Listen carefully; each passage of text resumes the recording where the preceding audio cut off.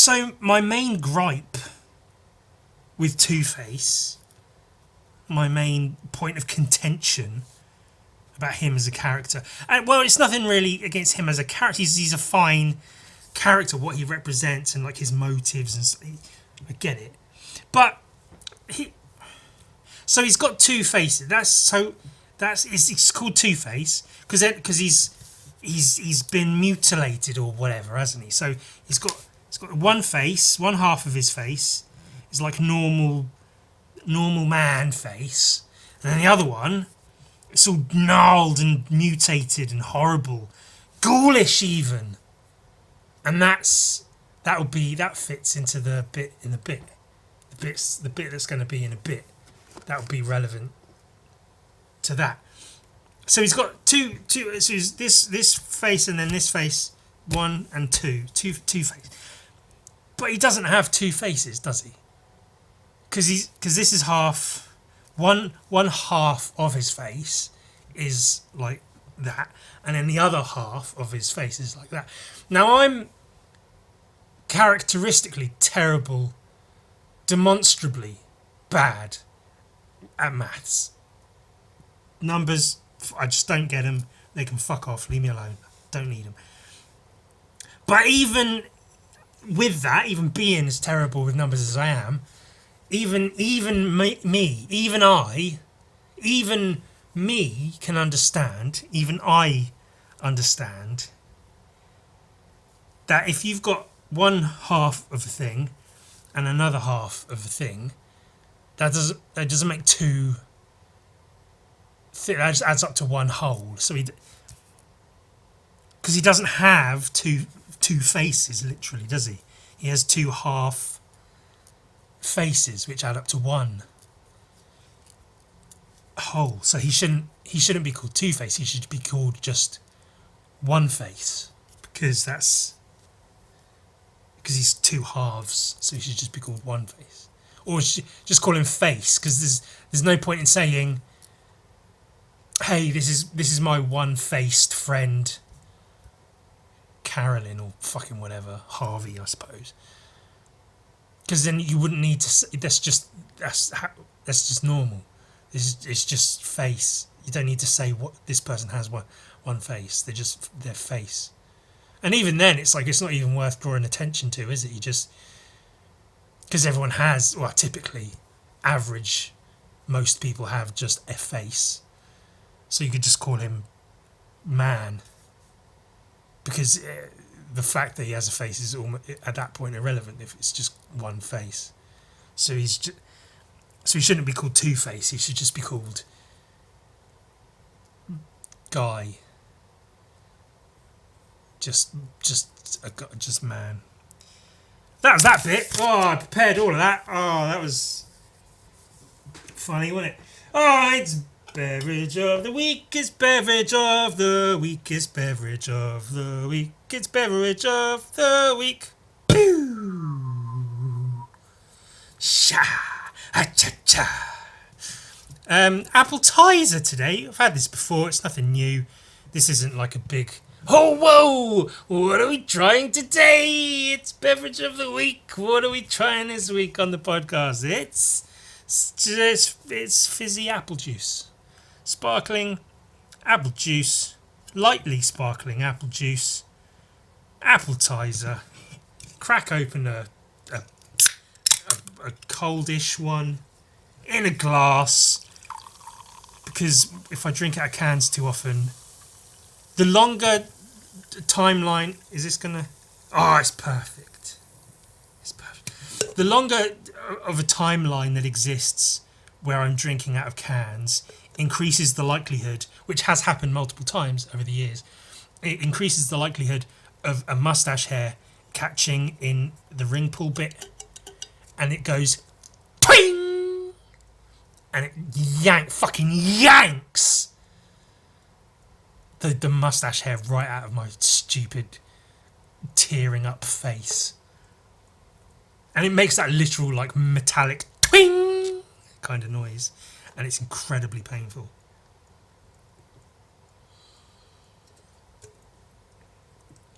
So I will drink out of a can, But, like I say, if I can minimise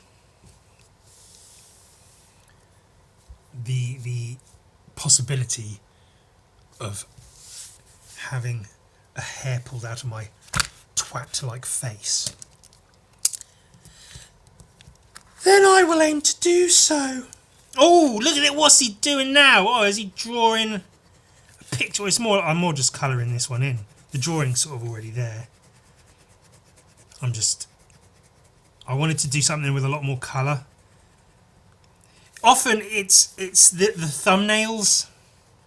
It's all about those goddamn thumbnails. Because I might have multiple weeks in a row where the thumbnail is just a black and white ink drawing I did. Because maybe I didn't really do much on, you know, whatever episode that was within any given week or any given episode. And so the art that I have to show that I can put in the thumbnail of the episode is just like a small black and white ink drawing, which is often, if you see me use photos like that I've just gotten off Google or whatever in my thumbnails, sometimes it's because I just think it would be fun, funny, nice or fitting to use a photo for whatever reason. But very often, if you see that there's a photo in my thumbnails, it's because the alternative was just to have a small black and white ink drawing, and I feel like it's not that they're not impressive, but you know, sometimes you want something with a bit more colour. And it's not about having a bright eye-catching thumbnail, because I don't give a shit or a toss or a piss or a fart or a cum or a ball or an ass about having catchy thumbnails.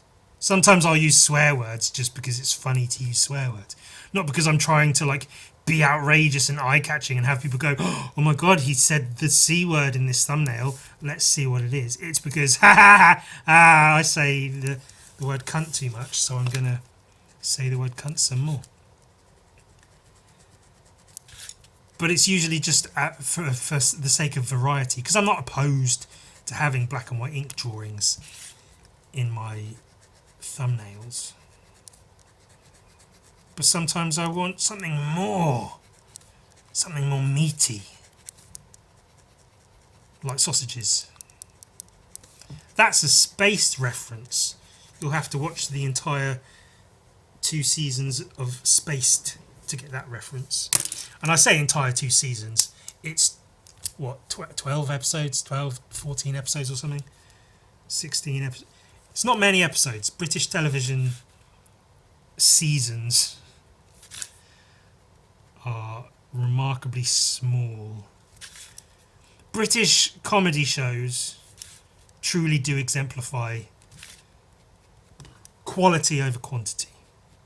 Spaced, Black Books, the original Office, but we don't really talk about that because Ricky Gervais has become a twat, cunt face, fuckhead. You know, the IT Crowd, but we don't really talk about that because Graham Linehan has become a fucking idiot, twat, cunt face, fuckhead. The shows are good. It just turns out that the people that write them end up being absolute sweltering great dickholes, which is not so cool. Usually they just become anti-trans, and it's just like, wow, really? Is that... You wrote one of the most well-known, quotable, funny British sitcoms of modern times, and you're using that legacy to hate one of the smallest, most marginalised, most put upon groups of people in the world. That's not exactly classy of you. So I'm drawing Fallout. Whoa, whoa. Well, I was going to say, that's relevant. When did that show come out? Fucking forever ago. actually, this is coincident. This is not. I'm not doing this because season 2 is on its way in a couple of months. December the something. So me and Sam are going to watch it together, which is going to be cool. I get to watch season 2 of the Fallout show with my best buddy Sam, who is also a Fallout fan. So that's cool. We're not going to watch it. I don't know. I think it comes out early to mid December, and then I'm going to be at his for Christmas, New Year's, and so we'll just hold off on watching it until then, so we can watch it together, like a nice little couple should do. So you should watch Spaced because Spaced is good. So I'm drawing Fallout because I wanted to do something more colourful, and I wanted to draw Fallout. I don't know, I just had Lucy's dumb head in my head. Head in my head. There was multiple times watching the first season, which is really, really good, by the way, if you haven't already seen it. What are you doing? Go. Multiple times, I wondered if they had actually used CGI to make her eyes bigger in the show. I don't know the actress's name, I apologise. Some young British tart, whatever. Her eyes are just fucking huge. She's got like real life anime eyes or something. And like, there were many times watching the show I was certain that they had CGI'd them to make them big. No, that's it. I said C and I drew a G. Am I fucking stupid? CGI'd. CGI's. She had CGI. I thought she had CGI eyes. And still to this day, I don't know if she actually does. I've seen her in interviews and stuff. It looks like those are just her eyes, but those are some big fucking eyes. I don't know how natural it is. It doesn't appear like how is that a thing? How can a person's eyes be that fucking big, fucking giant fucking eyes over here? Whoa, little Miss Big Eyes over here. Oh, I don't know what I'm doing.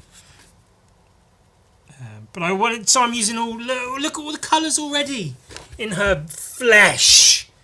It's oranges and pinks, brown, bit of brown in there now, for reasons. Get a bit of light there. I think she's got brown eyes. Has she got brown eyes? She's probably got brown eyes. She's a brunette. She's probably got brown eyes. I've got one big brown eye. It's called my anus. There's a song called Brown Eye Girl. I don't know who sings it, but I fucking hate it. It was a song that my brother was fond of and that he would sing on his acoustic guitar, and it was very... I hated it. I fucking hate it. Now, to me, not always, but whenever I feel like it, I will... The brown eye is like a term for your anus. If I'm gonna poke you in the brown eye, I'm gonna put my finger in your anus hole. I'm gonna push it into your... So there's the song, and it's like, "You my brown-eyed girl," or something. I don't know, it's shit, but so my brown-eyed girl. It's a song about how the girl is an anus. I think that song's about how the guy's girlfriend is an anus. The singer. I don't even know if it's I assume it's a guy singing. I don't know. I know when my brother sings it, it's a twat singing it. But I use the word twat a lot today, haven't I? Oh, is that my new the C word? Am I just saying twat a lot now? I feel like I've said twat a lot in the last few episodes. Maybe it's just I'm going through some stuff, and I want to say twat a lot now. So let me. That's the thing. See, when you're an artist, when you're an artist, you just gotta be free. You just gotta be able to be free and just, if I want to just say twat a lot, you've just got to let me say twat a lot, because it's just how it is.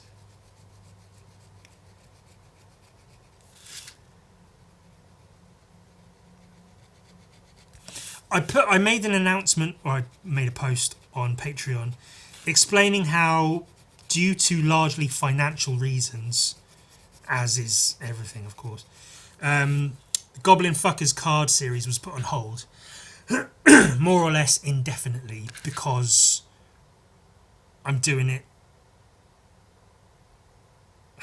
to your mum. It's all out of my own pocket. Just because I want to make a thing and put it out there and give it to people, like I give it to your mum, and it costs a lot.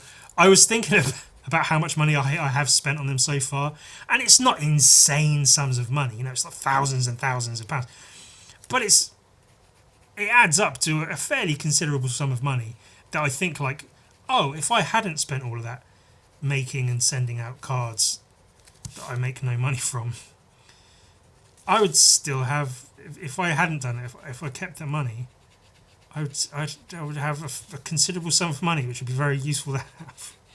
But I wouldn't, because it would be month to month, so that money would just get spent somewhere else and I wouldn't even notice. It's like when people say, if you don't buy a coffee every day, if you don't buy avocado toast if you cut out cigarettes, you'll save this much money every day. That'll add up to £10,000 a year that you're saving by not buying. But that's not going to happen, is it? Because if you save, £4 for a cup of coffee, I don't even know how much coffee costs, 3-4 quid for a cup of coffee one day, you're going to spend that somewhere else, unless you actively, by choice, put that money aside. But you don't do that, because we don't pay with coins these days. You're not going to take that £3-4 out of one account and put it into a savings account. It's just going to get spent on something else. So that idea of anyway, thanks to a couple of anonymous benefactors, I'll make a post about this as well, but I'm going to say it here just because it fills space when I don't know what else to talk about. Apparently, people actually do want the cards. Sometimes I underestimate how much people actually do like the things that I do. I assume people are just playing along because they feel sorry for me. But then I have my good days where I'm certain that I'm the best artist that's ever lived, and everyone should fucking adore me for that fact. So it's one or the other. I either hate myself or I think I'm the best that's ever lived.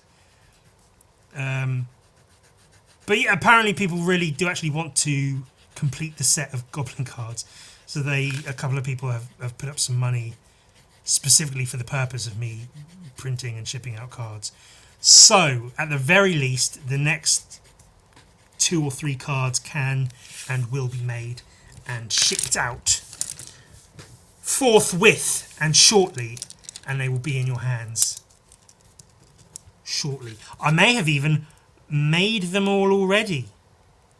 I might have every last one ready to go, which is only 3 or 4 now because the year's almost there. That's a thing as well. That's something I learned while doing the Goblin Fuckers cards, is it really highlights how fucking quickly the year goes by. Every month I kept coming out with another one. I was like, hey, the next one. And it was like, oh, hey, it's been 3 months. It's been 4, 5, 6 months already. And it's just like, oh God, it's not slowing down.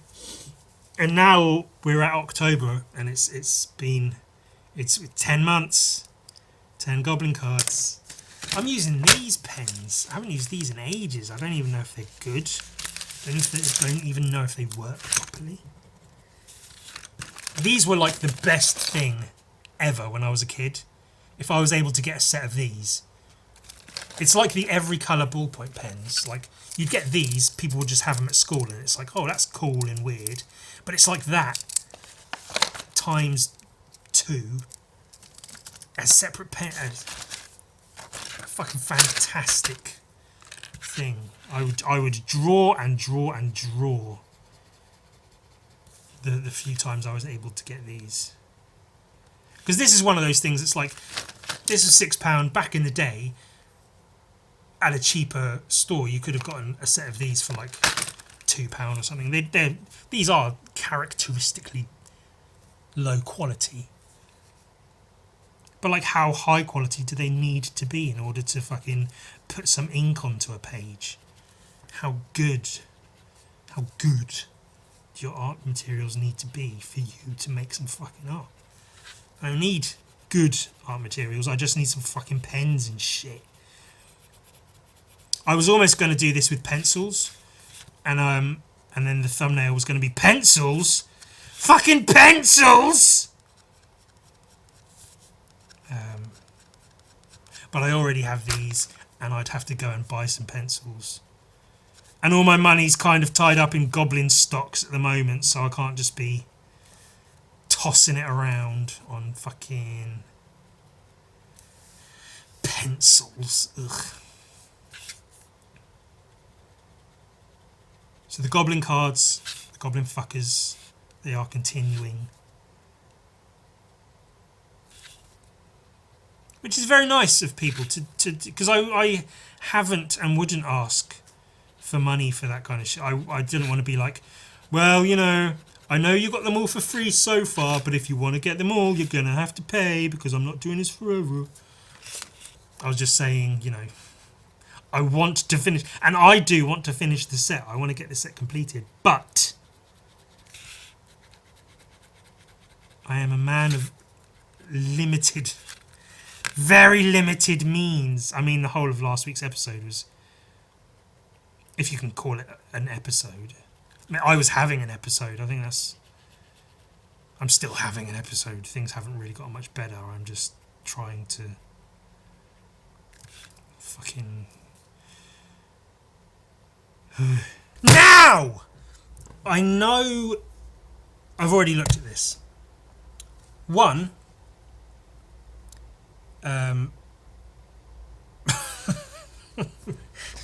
my mind just fully went blank. One,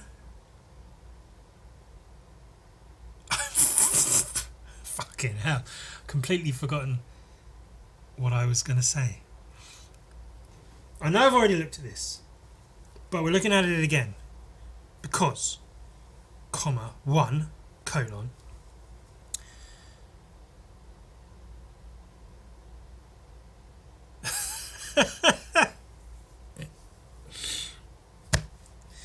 I forgot what I was going to say. Ultimately, I forgot I had it. That's the... Oh, one, I can't... I'm not in a position where I can just go and buy new art books and comics at the moment, so old shit. 2, I forgot I had it. It was on a pile of shit on my bed, and I saw Bowling with Corpses, and I was like, wait, what? When did I get that? That's the new Mignola. Did I get that? And then I realised, yeah, I did, and I looked at it. I reversed the standard art book art of the podcast, and it became art book art book, with this as the it was in the thumbnail and everything. But I forgot I even had it, which goes to show that it's a pile of shit because it didn't leave an impression at all, apparently. But it's that happening is indicative of, often, not always, but often I'll buy shit to look at because I want to look at it. And this is the new Mignola book, and I want to look at it, and I want to go, oh, look at all the colours and designs, and I did the whole Dave Stewart, and he did the colours for this and for Ultra Mega, and all of the colours. Oh, look at the block of red, that's innovative. That's creative. That's interesting. It's different. How many comic artists feel comfortable enough to just put a fucking red square? You know, it's blood and it fits in with the theme of the thing and the thing, but just a fucking red square. Who's gonna do that? Who's gonna do that? Mike Mignola, obviously, / Dave Stewart, who did the colours. But it's indicative of. I get a book, I look at it, often on the podcast. So I buy this because I want to look at it, but I want to share it also. I want to go, hey, gang, let's have gang sex. Also, let's all look at a nice book. Let's share a book together, guys. Look at all the art. I'm looking at it and I want to look at it with you. I do this. I don't just have art books on here and comics and shit just because it takes up time and space. That's not necessarily not a reason, but it might be part of it. But I do it because I like looking at them and pretending I'm talking to someone. I like pointing at things, going, look at this, while I'm talking to I'm in a room with no other living things in it other than fucking spiders and shit. And very quickly drying out and dying sperm everywhere.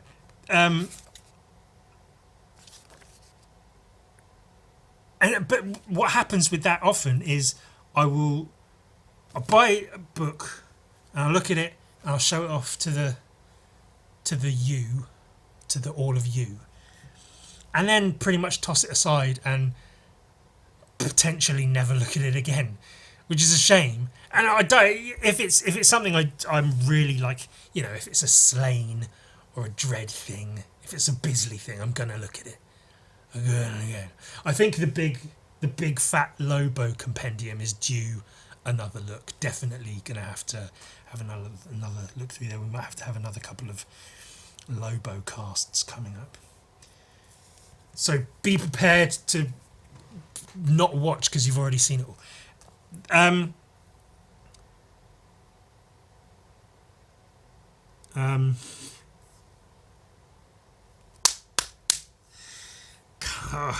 on, Ewan. What are we doing? What am I doing? So now, I forgot I had it, and it's a shame to not look at it more. So I want to look at it more. I want to give it more time than just the time I give it. I've given it already. I feel that about a lot of my Mignola books, because I've got that big black and white one that's like the raw art scans of a load of his pages, his Hellboy and Hell stuff, and other bits. I've got some other bits and pieces as well that I'm just like, and I do that with a lot of art books where I have them and I want to just look through them, just on rotation, just always be looking through them. But then I have to like actually do shit as well. I've got to make my own art. I've got to, you know, porn isn't going to watch itself, is it? Come on.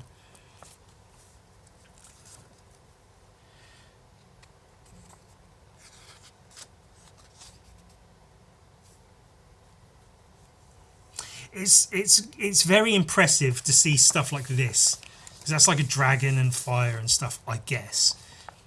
And the confidence you have to have in how it's going to look when it's finished. Like, you have to know it's going to look a certain way when it's finished to be able to just have this much blank space, to know that that's going to fit with the rest of it.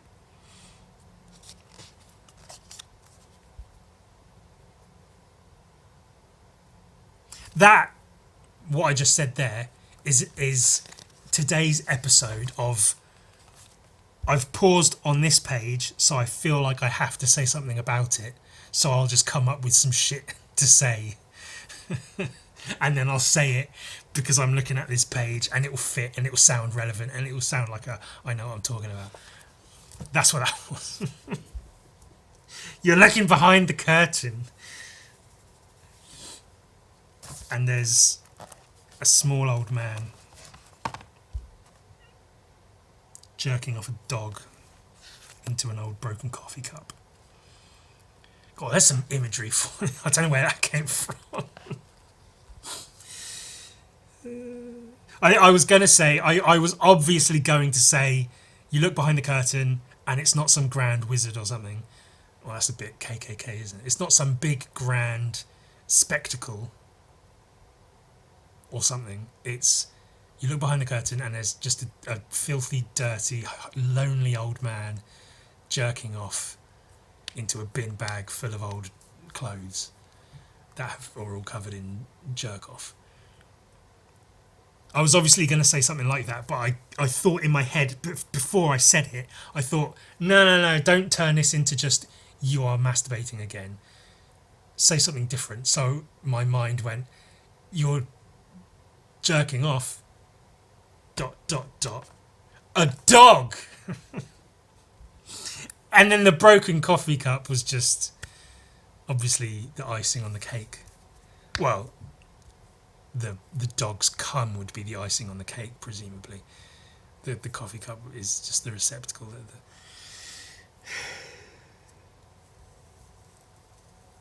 Bowling with Corpses. Brand new from Mike Mignola. These are good drawings, aren't they? See, what I'm doing now, at the very least, I'm starting from the back to actually look through it after all of talking for fucking 10 minutes, is it? Basically. Ugh. In the beginning. So we're starting from the back, and it's in the, and we're going the other way from the other way.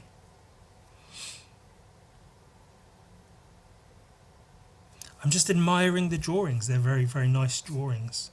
They have a lot of life to them, which is very good. I'm doing it again. I'm on this page. I've got to think of something to say about it. Come up with something to say about it. It's very, like, old ruins do feel like that. If you look at like a modern skyscraper that's all glass and steel, it looks like a solid object that's just been fucking dug into the ground, like a tent peg, just fucking hammered in. And look, that's a thing now. That's there. And it's cold and lifeless and horrible. But old ruined, like, castles and shit, they feel almost, well, they don't feel alive, but they have, like, they're wobbly.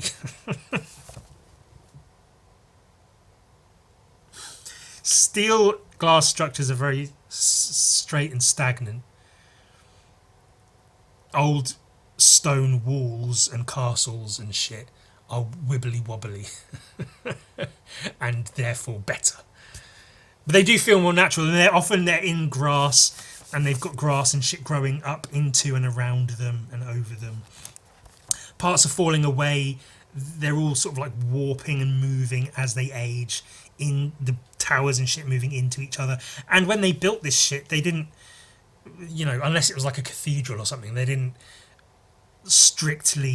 appear to have strictly measured out everything and make sure everything's symmetrical and it matches and whatever. It's just like houses, buildings, towers next to, on top of each other, around. Like, that's how villages used to be built. They weren't built on like grid systems to make sure it ran at a peak efficiency. Someone would show up in a field and go, right, this is where I live now, and they'd build a little house and they'd have their little land, and then someone would come and live near them and go, oh, I'll live here and I'll point my house this way instead of that way because the river's here, so my house will face the river. And then a bunch of people do that and the houses are just like everywhere, scattered, and then the roads end up connecting them around them, and that's how like English and ancient European and whatever towns and shit got made. And drawings like this, however small the drawing is, it's a very good example of that. And Mignola does a very good job of that with all of his drawings of like ye olde stone buildings and shit. They feel like over time they have grown and clumped together, as opposed to have been purpose built at a specific time for a specific cause.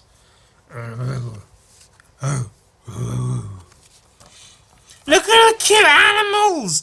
The shapes of these animals are so fucking good. I love them so much. Look at that little guy. Is it a rat, a mouse, something? Little marsupial looking fuckers. Foxes and badgers and shit. I don't think there's any badgers. Raccoons. I probably meant to say raccoons. Is that a weasel? I love a weasel and a hedgehog. These are fucking great. Such good fun shapes. Little mouths and noses on them. So fucking cute. They're really, really fun little drawings. I love these. I love little accessories and things. Pouches. I do like pouches. Not on like a Rob Liefeld level of pouches. But I do love some pouches. As one thing, if you look at, I may or may not put it up on the screen. On Instagram, so there was the Hellboy commission I did fairly recently, the painting, which I was really so happy with how that came out. I really, really liked that one.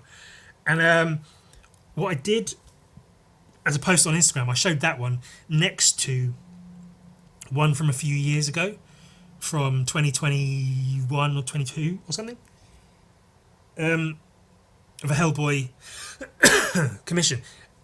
Acrylic painting, red Hellboy, purple background, very similar in ways to this newer one, but you could really see the difference in like how I build the image, how I paint the image, how I think about image making. And one of the main things that stood out to me was the pouches. Like on the earlier painting, his pouches are like small and just sort of there, and they don't really have much life to them. It is a drawing / painting of a pouch on a belt.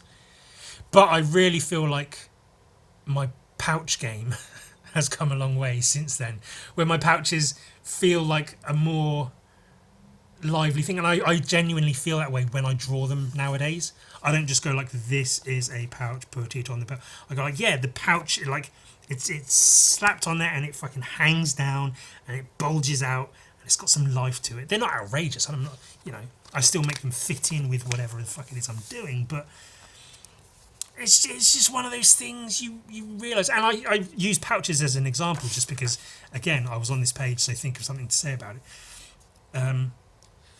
But I found that with most things when I'm drawing and painting now, I not everything, but most things, I think more about it, and almost thinking less about it, because I'm being less stringent with myself. I'm not being so confined to little, like, put the pouch on the belt neat and tidy. I'm being like, yeah, just fucking slap it on there, make it messy, whatever, paint over it, and it'll look fine. So I'm thinking about it more by thinking about it less. There's a lesson for you. Everyone wants me to teach them. Well, now I'm teaching you. Think more by thinking less. And these are some of those things where it's like, these are better because they're old-fashioned, just like the buildings. It's not like a modern kitchen counter that's just fucking straight and it's a granite surface and there's cupboards that hang directly above and it's perpendicular to and it matches it's old shit, and it's stones and it's collapsing and it's hickledy-pickledy and it's warped wood, eaves, beams, stones and rocks and cracks and shit, old tools, just bits of metal, fucking.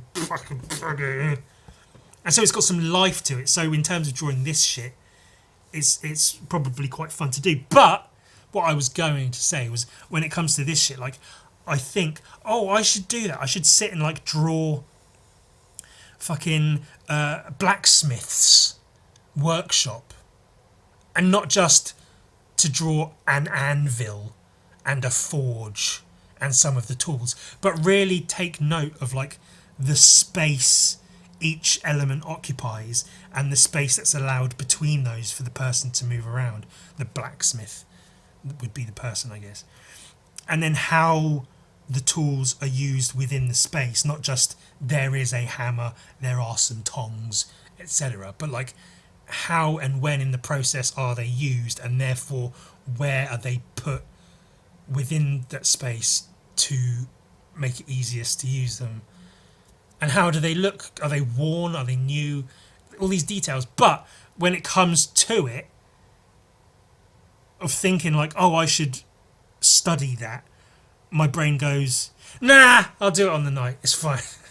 And then if, for instance, it hasn't happened yet, but if it does, if a blacksmith workshop comes up, if a forge comes up in a comic or something I'm working on that I have to draw, then at that point that I need to draw it on the page, I'll just fucking come up with it then, and it'll be fine.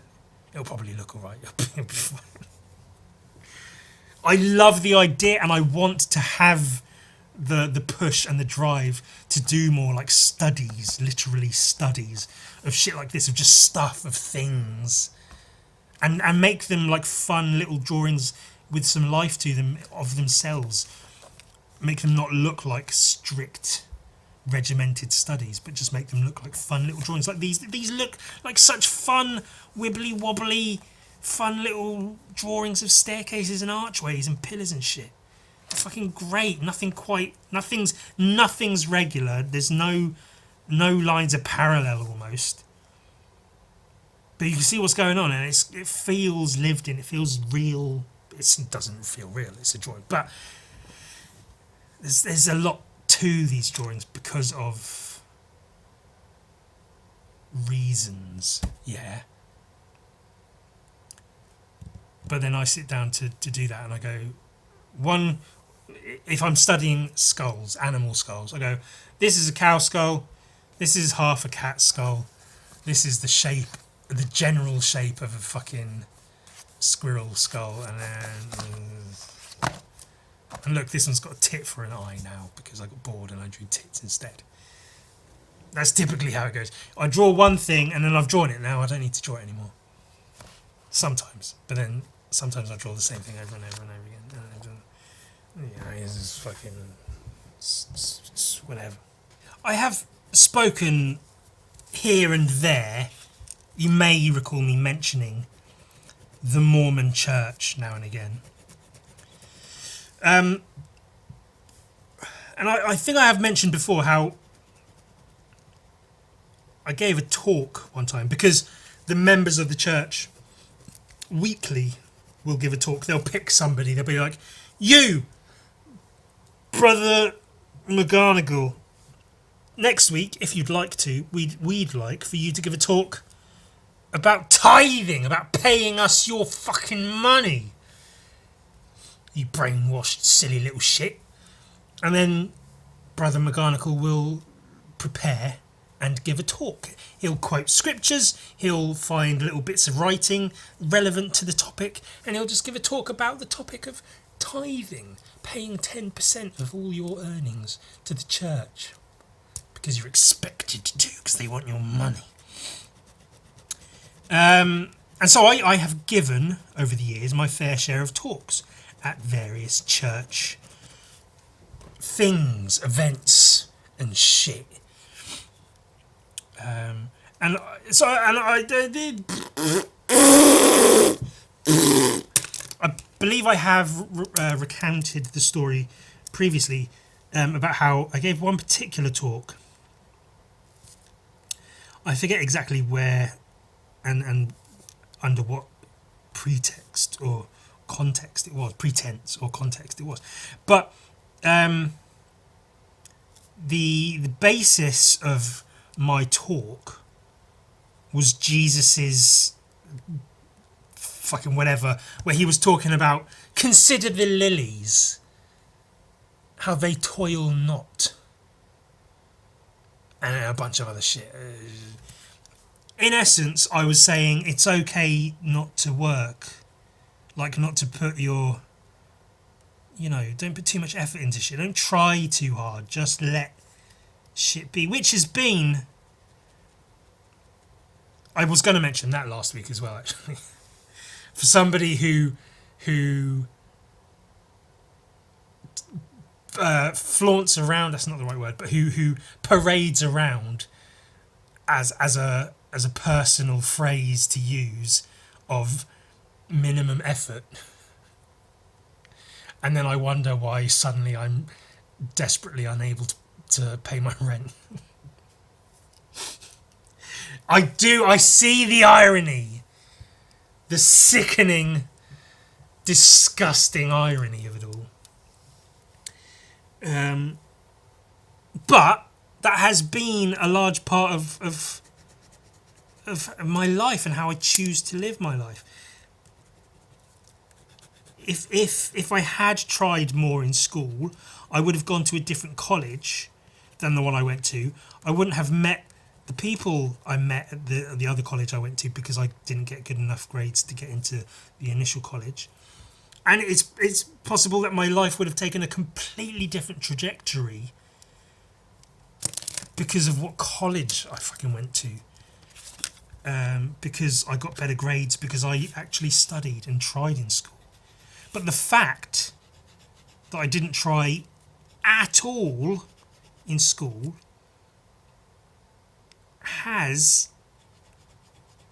potentially and very likely led to me being the me I am now, for better or worse. I mean, I'll let you decide if that's a good or a bad thing.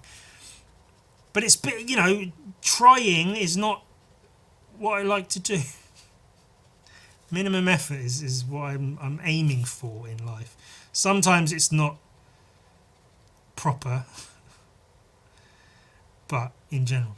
So the idea of, you know, literally Jesus literally said, literal words of the literal Christ crucified said, consider the lilies. They get their shit done, but they don't fucking worry about it. They don't work themselves to death about it. They just, they exist, they be, they live, and it's all good and it's fine. Just fucking considered it. And that was the basis of my talk.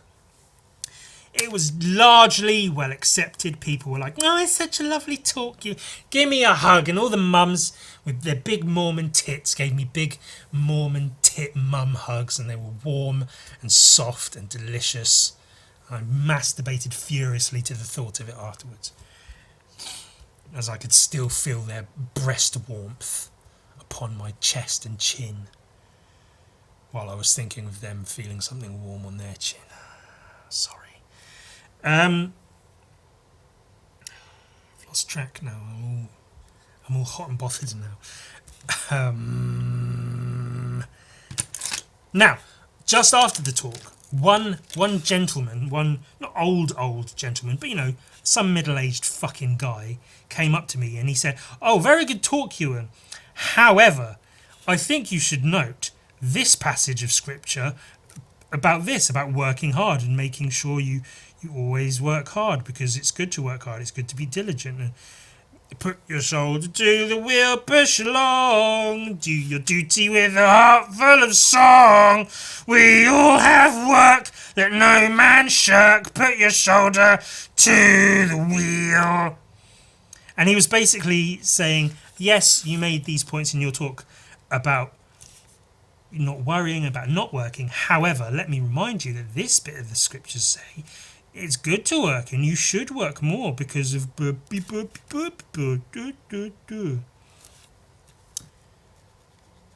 And my main issue with that is just like, well, I was quoting the literal words of Christ. Like if you buy into the fiction of the church, then you accept the words of Christ are the words of Christ. So I was literally quoting the literal words of the literal Christ, our Lord and Saviour, Jesus, the Christ. And then this guy shows up and goes, oh, actually, I think you'll find some other cunt wrote some other shit in some other part of the Bible that refutes that. So actually, I think you'll find not what you said and actually what someone else said. But you're contradicting Jesus now. You're saying what Jesus said, what, is irrelevant, is wrong, doesn't apply? Are you saying Jesus was wrong? Is that what you're saying? Are you saying it's wrong to take Jesus at his word? What are you doing? What are you saying to me now? What is this? What lesson am I supposed to learn from this? That yes, Jesus said a thing, but don't worry about that because this other thing is said somewhere else in the Bible. So that instead, apparently. Now, this is my point. This is the point I'm getting to with this whole bit. This is just something that's been on my mind lately. And so, I'm talking about it whether you want me to or not. You lovely bastards. I was going to just say bastards, but then I put lovely in because you are lovely. You're all a bunch of bastards, but you're lovely bastards. And I love you for being a bunch of bastards. Almost any time, you see it a lot in these debates online, of some conservative Christian cocksucker saying, oh, the Bible says that gay's bad, so we can't let gay people be alive because we should stone them to death. And then someone else will come in from the other side saying, but the Bible also says slavery is good and says you can beat your wife and says all this horrible shit.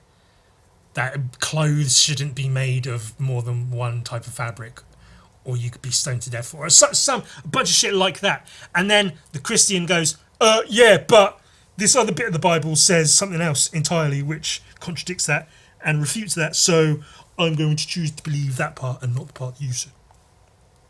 Because that's all the Bible is.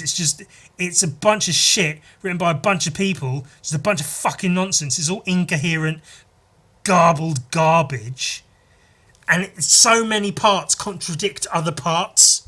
This bit contradicts that bit, contradicts this bit. This is the literal words of Jesus Christ, the main one. If you're a Christian, it's in the fucking name. If you're a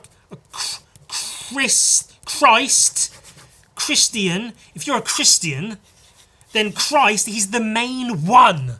He's the Christ in Christian. He's the main bit. He's the main one of them.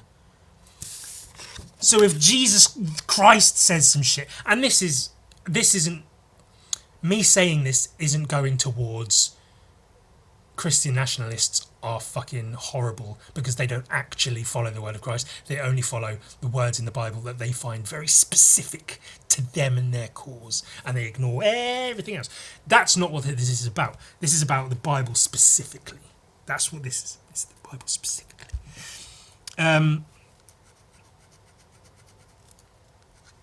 If Jesus the Christ says something, you're supposed to take it as, dare I say, gospel. Because he's the guy, he's the main guy, he's the Christ of Christendom. He's the Christian God. Or fucking whatever. Or the Son of God, if they're three or they're one. Three? Why is there another one? Oh, there's this ghost. There's a fucking ghost in there as well. A ghost? Yeah, there's a fucking ghost. So if you have a book that contains the words of Christ, literally Christian Christ, and then that book also contains words which, depending on how you read them, I suppose, contradict what the literal Christ said, then what the fuck are you doing? Now, in some places you may have heard the Bible referred to as something like an instruction manual for life, a book of instructions, a book of life instructions for life, for a happier, better, fuller life, an instruction guide, an instruction booklet, instructions. It was touted as that a lot in the church I attended, and I have heard it mentioned as such in other churches and other places. That general sense of a book of instructions. Do you feel aimless? Are you not unsure of the world? Is it a scary place? You don't know what to do. You wish there was some kind of instruction booklet that could help you through life. Well, this is it. And they hold up the Bible. It's got do you need to know how to walk an oxen to a place with sand? Do you need to know how to get a dad drunk so that his 2 daughters can have sex with him to make more people? That actually happened in the story of Noah. Look it up. His daughters got him drunk so they could fuck him to make more people. That's in the Bible, by the way, I think. Do you need to know how... It's touted as an instruction manual, as a guide, an instruction guide. Now, this is what this is all leading to. If I buy, say, some furniture, a piece of flat pack furniture from IKEA, and it comes with the funny little illustrated instruction booklet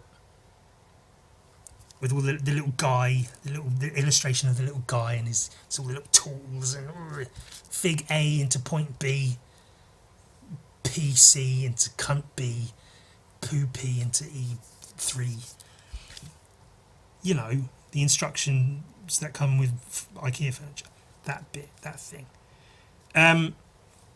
If I get that instruction booklet and it says, right, put this bit onto that bit, and then this bit here, and then that bit there, and then I turn several pages later and it says, now actually put this bit here instead of there. Put that bit over here and ignore that bit. Just ignore all of these bits, ignore all the little screws and things, and take this instead and put it here. And then you turn a few pages later and it goes, actually, throw the whole thing out the window and make one yourself out of old dry bread. Then, if that's what the instructions said, you'd burn IKEA to the ground, because what the fuck are they doing? How is that an instruction manual? How is that instructions for fucking anything if this bit of it contradicts that bit of it? If an instruction manual did that, you would have very serious words for the manufacturer, and you would say, what the fuck is wrong with you people? Have you never seen an instruction manual before? Do you not know what instructions are supposed to be? So that's my main issue with that. That's pretty much literally all I have to say on that. I just, like I say, it's been on my mind a bit. Just how fucking silly it all is. All of that is to say, religion's fucking silly. It's just fucking silly. Just stop it. Stop being so fucking silly. Oh, actually, while I'm talking this, I hadn't planned to mention this, because the easy go-to response to religion that you do hear a lot is to say, I'm happy for them to be religious as long as they don't shove it down my throat. I'm happy for them to be religious as long as they don't, force me. Your religion stops you from doing things. It shouldn't stop me from doing things. That's how it should work. Your religion guides you. It doesn't guide me. However, especially with Christians, if you know anything about Christians, you'll know this is one of the main problems, one of the main fundamental, genuine problems with religions, is actually their religion does say you also shouldn't be doing this. In Mormon churches, it's pretty much a rule. Your responsibility is to not just live a good, wholesome Christian Mormon cult member life, but also to spread that to as many people as possible. It's part of your responsibility is to shove it down people's throats and to make as many people Mormon as possible. It's part of the thing. It's part of it. So to say, oh, I don't mind religion, I just, as long as they don't try to shove it down my throat. That's how they get new members. That's how they become such huge driving forces in the world, is by shoving it down your throat, because that's part of what they do. That's part of them. Yes, some religions don't do that. Other religions, other cultures, other regions, other countries have religions that treat them in a different way. But it's specifically Christians, but religion just in general. Like, that's why religion's bad and needs to be fucking gotten rid of. Because you can say, oh, just don't shove it down my throat as much as you want, but they're going to. That's what they do. That's what they're for. That's what they're mandated to do. They have to, otherwise they get all this weird guilt. Oh, I could have saved that person if I just spent 4 hours badgering them about the fucking gospel principles and made them give up all the things they enjoy in life so they could come every Sunday and give them money to some fucking organisation that's gonna not even know they exist. If only I'd done that, then I'd have a more secure spot in heaven. Oh, I'm a bad Christian because I didn't spend enough time forcing it upon people. That's literally what they fucking do. It's how they are. They'll be all nice and kind and like, oh no, we're just friends, I just want to hang out. But you really should fucking come to church. Otherwise you're a bad person. That's why religion equals bad.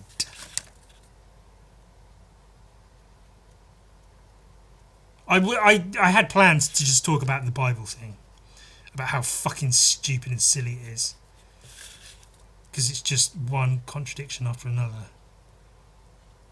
Also, the fact that the people who praise it the most just straight up don't follow it at all. They do not follow the teachings of Christ. That's almost comically the case these days. But then the idea that religion as a whole is evil is sort of a side note. That kind of underpins everything I talk about ever, so... You want me to join your religion? Yes. Would your religion be okay with me saying the C word a lot? Absolutely not. Well then, you can stick it up your ass. Take your religion and shit it. I want no part of it.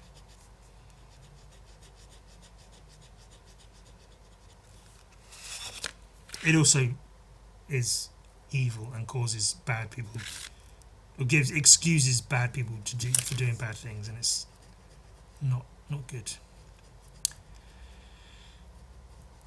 In other news, I found my landlady's Instagram account. That was fucking weird. That was an odd moment. I happened upon it. It was in one of those suggested for you, people you might know things on Instagram, which I hate those anyway. I don't think I've ever once seen someone be like suggested to me and gone, oh yeah, actually let me add them, let me follow them, let me message them and ask for tit pics. Shall I do that to my landlady? Shall I hound her for tit pictures? So it was on the suggested thing, like people you may know or whatever. And then there was her name. I was about to say it, but I won't. Her name showed up, and I didn't get it at first, but I was like, I know that name. Who the fuck is that? Why is that so familiar? So I clicked on the page, and I was like, oh shit! It's my goddamn landlady, of course. That'd be why it's familiar to me. And that's like whatever, they're as much as you could argue against the point. Landlords, landladies are people, so them having Instagram accounts isn't outrageous. The issue I quickly found was I was seeing pictures of her having a lovely time out and about, enjoying the sun, at festivals, at plays. I only looked briefly, very, very, very, very briefly. But, you know, out doing things, having a great time, enjoying life. With my money. And that was the thing, that's what sort of did me in as I was very briefly looking at her page. Was I maybe she owns more properties, I don't know. Maybe she has other sources of income, I don't know. Maybe my money just goes towards her mortgage, I don't know. But I know she gets most of my money. Like, most. Like a huge portion of the money I make. And like I say, I don't make much.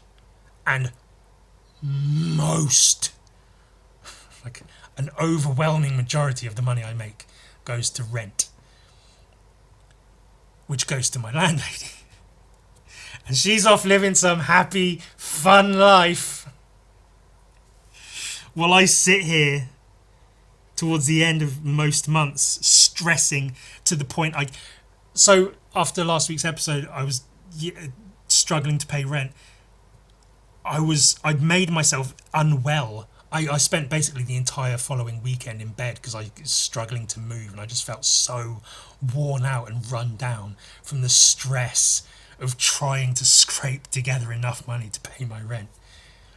Which that fact isn't on my landlady. That's just, it is what it is. But the fact that all of that stress to make that money to pay my rent, to give to her, that she takes all this fucking money off of me, and she looks like she's got a very nice, fun, comfortable, and everyone, you know, what you see online isn't the truth. I know that. I know she only posts the good photos.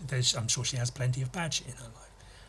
But still, I can't help but feel that my fucking time and effort slaving away under my desk lamp, just trying to paint and draw somewhat consistently, and all the money I make goes to fucking... And I came close to trying to calculate it, but I couldn't bring myself to try to calculate how much money I'd given her over the almost decade that I've lived here, because it would be a sickening amount. And I just it's horrible to think about. I mean, ultimately that's just, that's life. You pay rent and you have money for a bit and then it goes away, and that's called life, Ewan. Deal with it. Yeah, I know, but it's just, it was a very sort of sudden visual representation to see my landlady's Instagram account, to just be like, oh, by the way, here's where all your money goes that you don't get to enjoy, but somebody else does. I mean, I say I don't get to enjoy it. I have a home. I have a roof over my head that's sometimes warm enough. It's usually warm enough, it's fine. It was just a very sudden, very unexpected, like, oh yeah. Her arms are really long in this drawing. I'm aware of that, just in case anyone's thinking, like, Ewan suddenly can't draw anatomy. I can draw I know what I'm doing. It's just my style, man. It just happened like that. I wasn't because